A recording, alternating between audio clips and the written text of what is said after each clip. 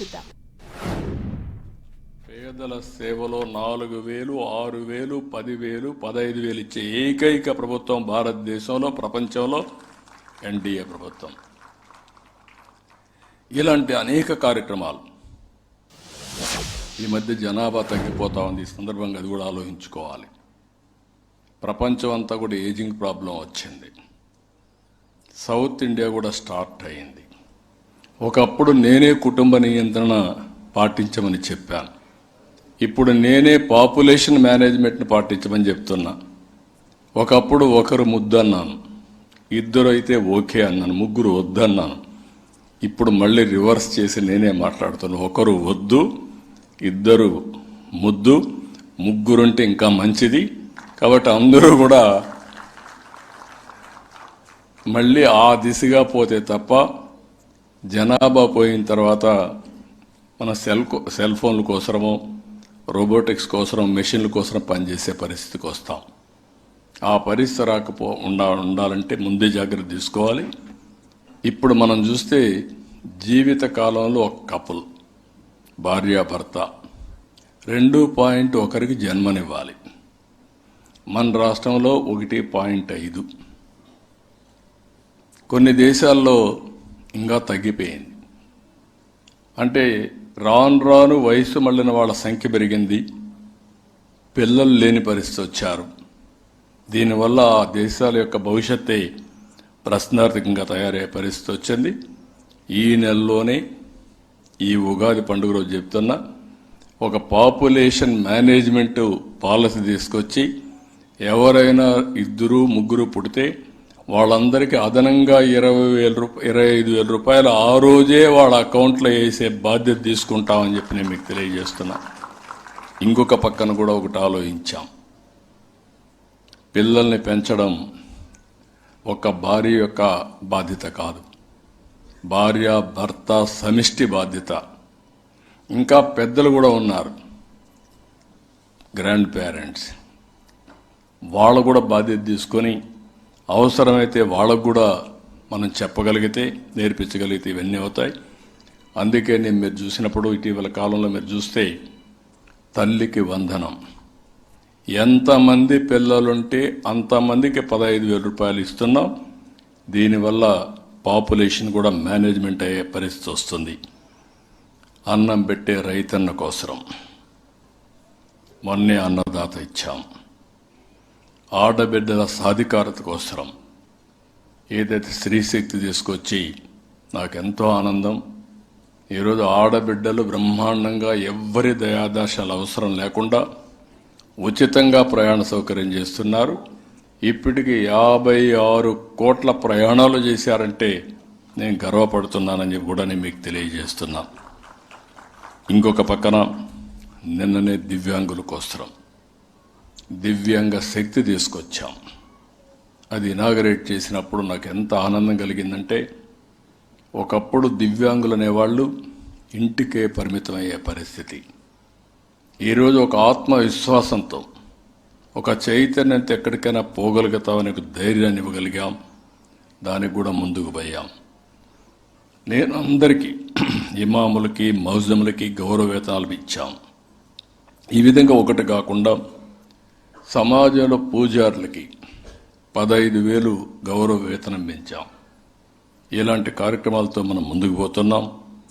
నేను ఒకటే, అన్ని ప్రాంతాల అభివృద్ధి కావాలి. ఈ శుభ సందర్భంలో అన్ని కుటుంబాలు బాగుండాలి. సంపద అనేది కొంతమందికి పరిమితం కాకూడదు. ఆ సంపద అందరికి అందుబాటులో వచ్చి అందరి యొక్క జీవన ప్రమాణాలు పెరగాలి. అందరూ ఆనందంగా ఉండాలి. అందుకే కొత్తగా ఒక ప్రోగ్రాం మీరు చూస్తే MBK 1020 P4 మార్గదర్శి బంగారు కుటుంబం 10-20. అంటే సమాజం వల్ల పైకొచ్చిన 10%, సమాజంలో అట్టడుగు నుండే 20%కి చేయూతనివ్వాలి. ఇది మన బాధ్యత. సంపద మన దగ్గరనే పెట్టుకొని కనీసం తిండి లేని పరిస్థితి చివరి వ్యక్తులకు రావడం కరెక్ట్ కాదు. నేను కూడా ఒక పాలసీ మేకర్గా చూశారు. దగ్గర దగ్గర 5 డికేడ్స్ అంటే 48 సంవత్సరాలుగా పనిచేస్తున్నాను. కరెంటు లేని రోజులు చూశాను, రోడ్లు లేని రోజులు చూశాను, సెల్ ఫోన్ అందుబాటులో లేని రోజు చూశాను.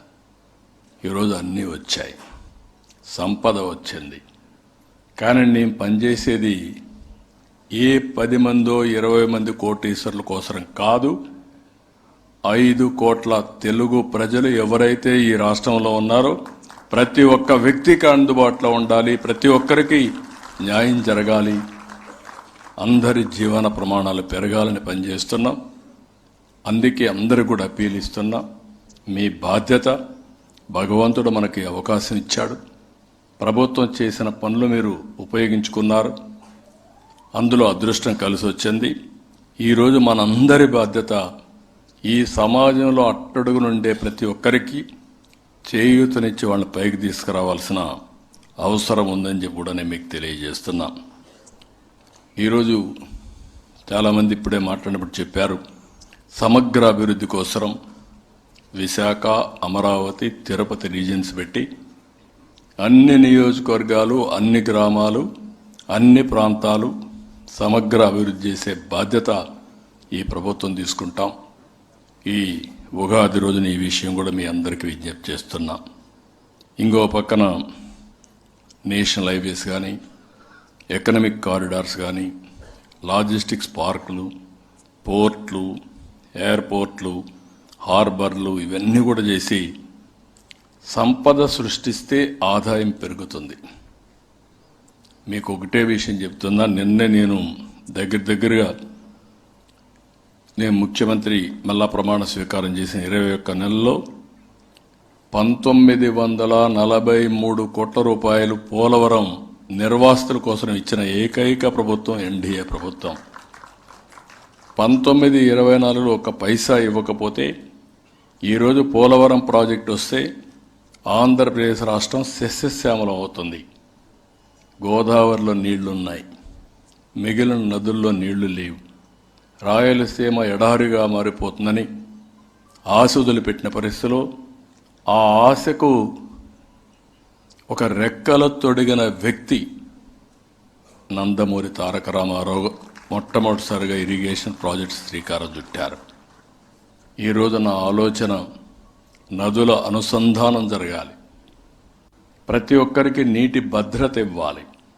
అందుకే చెప్తున్న గోదావరి పుష్కరాల కంటే ముందు పోలవరం పూర్తి చేసి జాతికి అంకితం చేస్తాం. దానివల్ల మీరు చూసినప్పుడు నేరుగా కృష్ణా నదికి గ్రావిటీతో నీళ్లు వస్తాయి. ఇక్కడి నుంచి విశాఖపట్నానికి పోలవరం నుంచి నీళ్లు గ్రావిటీ తేలుతాయి. ఇంకొద్దిగా నదులను సంధానం చేసుకుంటే నీటి ఎద్దడి ఉండదు. దీనికి కేంద్ర ప్రభుత్వం డబ్బులు ఇచ్చారు. మనస్ఫూర్తిగా ఇలాంటి సందర్భాల్లో వాళ్ళు అభినందిస్తున్నా. ఎప్పటికప్పుడు నిధులు సమకూరుస్తున్నారు. ఫేజ్ 2కి ఫేజ్ 1కి ఇంకా ఒక 5,000 కోట్లు కావాలి, 1,500 కోట్లు వర్క్స్కి కావాలి, ఒక 3,500 కోట్లు దగ్గర అక్కడ రీహాబిలిటేషన్ కావాలి. ఈ 2 అయిన తర్వాత రోడ్డు కూడా వేసుకోవాలి. ఈ డబ్బులు ఖర్చు పెట్టి గోదావరి పుష్కరాల కంటే ముందు పోలవరాన్ని పూర్తి చేసి జాతికి అంకితం చేస్తామని చెప్పి కూడా నేను మీకు తెలియజేస్తున్నా. ఇంకొక పక్క అమరావతి, ఇప్పుడే నాగపణి శర్మ గారు చెప్పారు, చాలా సంతోషం. దేవతల రాజధాని అమరావతి, అదే మరిగా ప్రజా రాజధాని అమరావతి. ఈ 2 కోయిన్సిడెన్స్ అయినా నేను ఎప్పుడూ ఒకటే ఆలోచిస్తాను. మూడోది, కలియుగంలో మనకందరికీ దేవుళ్ళకే దేవుడు వెంకటేశ్వర స్వామి, ఆయన కూడా మన రాష్ట్రంలో ఉన్నాడు. హిందువులు ఎప్పుడు కూడా ఒకటే ఆలోచిస్తారు, కనీసం ఒక్కసారైనా సరే వెంకటేశ్వర స్వామిని దర్శనం చేసుకోవాలని. ఆ తర్వాత ఎన్నిసార్లు ఎక్కువ వీలైతే అన్నిసార్లు దర్శనం చేసుకొని ఆయనకు సేవ చేయాలని ఆలోచిస్తారు. నేను అందుకే ఈ 3 ఉండే ప్రాంతం మన రాష్ట్రం గుర్తుపెట్టుకోవాల్సిన అవసరం ఉంది. నేను అందుకే ప్రతిరోజు ప్రార్థన చేస్తాను. ఈరోజు కాబట్టి చెప్తున్నా, ఉగాది రోజు కాబట్టి చెప్తున్నాను. నేను ఎక్కువ పూజలు తక్కువ చేస్తాను, కానీ మనసు మాత్రం ఒక్క నిమిషం సంకల్పం మాత్రం తీసుకుంటాను. ఆ సంకల్పం వెంకటేశ్వర స్వామి సాక్షిగా తీసుకుంటా. ఆయన దగ్గరే పోయి నిలబడుకొని ఒకటే కోరుకుంటా, దేవతల రాజధాని అమరావతి, ప్రజా రాజధాని అమరావతి. దేవతల రాజధాని ఎట్లయితే ఉందో దాంట్లో అంత కాకపోయినా నెక్స్ట్ లెవెల్ ఆఫ్ డెవలప్మెంట్ ఇక్కడ చూపించమని, సమస్య లేని రాష్ట్రం చేయమని ఆయన ఒకసారి కోరుకుంటాను. వర్చువల్గా ఓసారి ఎక్కడున్నా నేరుగా తిరుమలకి వెళ్ళి, వర్చువల్గా అంటే ఇమాజినేషన్లో వెళ్ళి ఒక్కసారి పూజ చేసి ఆయన ఆశీస్సులు తీసుకొని అక్కడి నుంచి నా పని ప్రారంభిస్తా. ఏది మంచో అది చేసుకుంటూ short term, medium term, long term ప్రణాళికలు దృష్టిలో పెట్టుకుని అందరి వాడిగా ఉండాలని, దుష్టులకు మాత్రం ఒకటే చెప్తాను, మళ్ళా చరిత్ర చెప్పిన నగ్న సత్యం, దుష్టుల్ని మాత్రం ఏమారితే మళ్ళా మనం మొదటికి వస్తాం. దాంట్లో రాజీ లేని పోరాటం చేసి మీ అందరికీ న్యాయం చేసే బాధ్యత తీసుకుంటానని మరొక్కసారి మీ అందరికీ హామీ ఇస్తున్నా. ఇక్కడికి వచ్చినప్పుడు ఈరోజు ఒక మంచి సందర్భం. ఈరోజు కూటమి ప్రభుత్వం యువతకి ఒక హామీ ఇవ్వడం జరిగింది. అంటే భవిష్యత్ అంతా యువత పైన ఆధారపడుతుంది. అలాంటి యువత ఎప్పటికప్పుడు ఒక శక్తివంతమైన ఆలోచనలు చేయడమే కాకుండా దాన్ని ఆచరణ చేసే పరిస్థితి రావాల్సిన అవసరం ఉంది. అందుకే ఈ ప్రభుత్వం యువతకు ఎక్కువ ప్రాధాన్యత ఇస్తున్నాం, వాళ్ళ ఉద్యోగాలకు ఎక్కువ ప్రాధాన్యత ఇస్తున్నాం. నిన్నే మీరు చూస్తే దగ్గర 10,060 ఉద్యోగాలకి ఈరోజే నోటిఫికేషన్ కానీ అనౌన్స్మెంట్ ఇచ్చాం. రాబోయే రోజుల్లో ప్రతి సంవత్సరం ప్రభుత్వం ఎన్ని ఉద్యోగాలు ఇస్తామో అన్ని ఉద్యోగాలకి జాబ్ క్యాలెండర్ తెలుగు ఉగాది రోజున ఇస్తామని మరొక్కసారి మీ అందరికీ హామీ ఇస్తున్నా. ఒక పవిత్రమైన రోజు కాబట్టి. ఇంకొక పక్క ఇప్పటికే మీరు చూస్తే కొన్ని ఉద్యోగాలు ఇచ్చాం. 15,941 మంది టీచర్లకి మెగా డిఎస్సీలు ఇచ్చాను. నేను ఆ రోజు ఒక మాట చెప్పాను, మెగా డిఎస్సి మొదటి సంతకం చేస్తా, 1 సంవత్సరంలో ఉద్యోగాలు ఇస్తామని చెప్పి మాట నిలబెట్టుకున్న ప్రభుత్వం ఎన్డీఏ ప్రభుత్వం అని చెప్పి కూడా నేను మీకు తెలియజేస్తున్నా. అదే మరి కానిస్టేబుల్స్ 5,757 ఇచ్చాం. మొత్తం ఇప్పటికీ 30,607 మందికి ఉద్యోగాలు ఇచ్చాం. ఇంకొక పక్కన ప్రైవేట్ రంగం. మేము ఎన్నికల్లో ఒకటి చెప్పాం, యువతకి 20 లక్షల ఉద్యోగాలు కల్పించే బాధ్యత ఈ ప్రభుత్వాన్ని చెప్పి ఒక పక్క ప్రభుత్వ ఉద్యోగాలు, ఒక పక్క ప్రైవేటు ఉద్యోగాలు కూడా ఇస్తున్నాం. ఇప్పటి వరకు ప్రైవేటు ఉద్యోగాలు చూస్తే 6,28,000 మందికి ఉద్యోగాలు ఇచ్చిన ప్రభుత్వం ఎన్డీఏ ప్రభుత్వం అని చెప్పి కూడా నేను మీకు తెలియజేస్తున్నా. ఇందులో కూడా ఎంఎస్ఎంఈల ద్వారా 2,48,906 మందికి ఇచ్చాం. స్కిల్ డెవలప్మెంట్ ద్వారా 1,46,627 మందికి ఇచ్చాం. పరిశ్రమల రంగంలో 95,174 మందికి ఇచ్చాం. ఫుడ్ ప్రాసెసింగ్లో 64,034 మందికి ఇచ్చాం. ఐటీ అండ్ ఎలక్ట్రానిక్స్లో 13,866 మందికి ఇచ్చాం. పర్యాటక రంగంలో కూడా 5,028 మందికి ఇచ్చాం. ఇప్పుడు వచ్చే ఉద్యోగాల్లో కూడా మీరు చూస్తే ఈ 10,060లో ఉన్నత విద్యలో 1,500, గ్రూప్ 1లో 91, గ్రూప్ 2లో 750, హోంశాఖలో 2,778, ఇతర ఉద్యోగాలు 928 మందికి ఉద్యోగాలకు నోటిఫికేషన్ ఇస్తున్నాం. అదే మాదిరిగా పాఠశాల ఇంటర్ విద్యలో 3,004, ఇంజనీరింగ్ 503, ఇతర ఉద్యోగాలు ఒక 506 మందికి ఉద్యోగాలు ఇస్తారు. ఇవి కూడా చెప్పడమే కాదు, మే 15 నుంచి అక్టోబర్ 15 వరకు నోటిఫికేషన్స్ ఇచ్చి భర్తీ చేసే బాధ్యత కూడా ఈ ప్రభుత్వం తీసుకుంటుందని చెప్పి కూడా నేను మీకు తెలియజేస్తున్నా. నిన్నే చూస్తే ఒక రిపోర్ట్ వచ్చింది. ఇండియాలో కన్జ్యూమర్ జస్టిస్ కోసం ఏ రాష్ట్రంలో కన్జ్యూమర్స్కి అందరికీ న్యాయం జరుగుతూ ఉందంటే ఆంధ్రప్రదేశ్ నెంబర్ 1 అని చెప్పి ఇచ్చే పరిస్థితికి వచ్చారు. వినియోగదారులందరికీ న్యాయం జరగాలి. ఎవరికైనా గ్రీవెన్స్ ఉంటే ఆ గ్రీవెన్స్ని సక్రమంగా రిడ్రెస్ చేయాలి. నేను దానికి కూడా ఒక టైం బౌండ్ ప్రోగ్రాం పెట్టుకుని టెక్నాలజీ ద్వారా మానిటర్ చేస్తున్నాం. అందరికీ ఒకటే కోరుతున్నాం, ఈ ప్రభుత్వ సంకల్పం 2047 స్వర్ణ ఆంధ్రప్రదేశ్ సంకల్పం మనం చేసి నెంబర్ 1 కమ్యూనిటీగా ఉండాలి. అది జరగాలంటే వెల్తీ, హెల్తీ, హ్యాపీ సొసైటీ, ఇది అందరూ కూడా పనిచేసే పరిస్థితి రావాలి. ఒక పాజిటివ్గా ఆలోచించాలి, ఆరోగ్యంగా ఉండాలి, ఆనందంగా ఉండాలి. డబ్బులు కూడా అవసరం. ఈ రెండు ఉండాలంటే మెరుగైన జీవన ప్రమాణాలకి దానిపైన కూడా శ్రద్ధ పెట్టాలి. అదే సమయంలో విలువల్ని కాపాడుకోవాలి, సంస్కృతి సాంప్రదాయాలను కాపాడాలి. ఇది మనం కాపాడుకోవడమే కాకుండా మన తర్వాత కూడా భావితరాలకు అందించే బాధ్యత మనందరిపైన ఉంది. ఈ విషయం గుర్తుపెట్టుకోవాలి. ఓసారి సంపదకు విలువలకు కాంట్రడిక్షన్ ఉంటుంది. సమస్యలు మనం ఒకసారి చూస్తాం. డబ్బులు వస్తే విచ్చలవిడితనం వస్తుంది, డబ్బులు వస్తే వ్యసనాలు వస్తాయి, వ్యసనాలు వచ్చిన వాళ్ళు పతనం అవుతారు. ఈ విషయం కూడా మనం గుర్తుపెట్టుకోవాల్సిన అవసరం ఉంది. డబ్బుల్ని సద్వినియోగం చేయాలి తప్ప భగవంతుడిచ్చిన సంపదని దుర్వినియోగం చేయడం, వ్యసనాల పాలిట బలైపోవడం ఇది మంచిది కాదని చెప్పడని మీకు తెలియజేస్తున్నా. అందుకే గట్టిగా మాట్లాడాలి. ఏదో విలువల గురించి మాట్లాడడం నా ఒక్కడే బాధ్యతగా మీకెవరికీ బాధ్యత లేనట్టు ఉండడం కరెక్ట్ కాదు.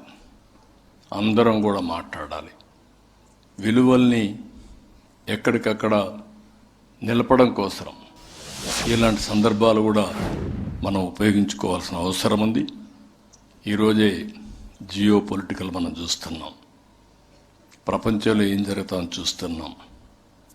దీనికి అంతటికీ మనం ఎక్కడో యుద్ధం జరిగింది, మనకేంటి సంబంధం అనుకోలేం. అక్కడ యుద్ధం జరుగుతూ ఉంటే అక్కడి నుంచి మనకు వచ్చే ఆయిల్ ట్యాంకర్స్ అన్నీ వచ్చే పరిస్థితి లేదు. అక్కడ యుద్ధం జరిగితే ఇక్కడ గ్యాస్ కానీ పెట్రోల్ కానీ ధరలు పెరిగిపోతున్నాయి. అదే సమయంలో నిత్యావసర వస్తువుల ధరలన్నీ పెరిగే పరిస్థితికి వస్తాయి. Economic activity. ఎక్కడో యుద్ధం జరిగితే రాయలసీమలో పండించే బనానా, అరటి అక్కడికి పోయే పరిస్థితి లేదు. ఎక్కడో ప్రపంచంలో యుద్ధం జరిగితే ఇక్కడ పండించే ఉత్పత్తి చేసే రొయ్యలు పోయే పరిస్థితి లేదు. అంటే దీనికి ఆల్టర్నేటివ్ మార్కెట్ ఎత్తుక్కునే పరిస్థితి. ఈరోజు మనందరం కూడా దైనందిక కార్యక్రమాలతో కూడా ప్రపంచం మొత్తం అనుసంధానం చేసుకున్నాం. దేశ బౌండరీస్ దాటాం, రాష్ట్ర బౌండరీస్ దాటాం. ఈరోజు మన వాళ్ళందరూ కూడా ప్రపంచంలో అన్ని దేశాల్లో ఉంటే మనం బాధపడే పరిస్థితికి వస్తే మన తప్పు లేదు. మనం న్యూట్రల్గా ఉన్నాం, తటస్థంగా ఉన్నాం. కానీ అక్కడ జరిగే పరిణామాలు కూడా మన మీదకి వచ్చే పరిస్థితి వస్తుంది. ఆ సందర్భంగా మనం కూడా గుర్తుపెట్టుకోవాల్సిన అవసరం ఉంది. ఇలాంటి సందర్భంలో మనం కూడా తప్పులు చేసుకుంటే ఇంకా ఎక్కువ డ్యామేజ్ అవుతుంది. అట్లా కాకుండా మన ప్రాంతంలో మన తప్పులు చేయకుండా బయట పరిస్థితులు అనుకూలంగా లేనప్పుడు దాన్ని సమర్థవంతంగా ఏ విధంగా ఎదుర్కోవాలో ఎదుర్కొంటేనే మనం నిలదొక్కోగలుగుతాం, మళ్ళీ రాణించగలుగుతామని చెప్పి కూడా నేను మీకు తెలియజేస్తున్నా. కాబట్టి మళ్ళీ ఒకసారి ఇదేదో నేను భయం కోసం చెప్పేది కాదు, జాగ్రత్త కోసం చెప్పే మాట. ఈ సంవత్సరం ఏదైతే పరాభవనామ సంవత్సరం, తెలుగు జాతి కీర్తి ప్రతిష్టలు మళ్ళీ ప్రపంచం మొత్తం తీసుకువెళ్ళడానికి నాంది పలికే సంవత్సరం. ఈ సంవత్సరం అందరినీ, ఇక్కడుండే వాళ్లే కాదు, ఇక్కడుండే కళాకారులే కాదు, రాష్ట్రంలో ఉండే ప్రతి ఒక్కరిని ప్రపంచంలో 2 రాష్ట్రాల్లో ఉండే తెలుగువారిని, ప్రపంచంలో ఉండే తెలుగువారందరూ కూడా ఒక సంకల్పం చేయాలి. ఆ నూతన సంవత్సర సంకల్పం ప్రపంచంలో తెలుగు జాతి నెంబర్ 1గా ఉండాలని సంకల్పం చేసి ఆ దిశగా ప్రతి ఒక్క అడుగు వేయాల్సిందిగా మరొక్కసారి కోరుకుంటూ అందరికీ మరొక్కసారి ఉగాది శుభాకాంక్షలు, నూతన సంవత్సర శుభాకాంక్షలు, ధన్యవాదాలు. అందరికీ నమస్కారాలు.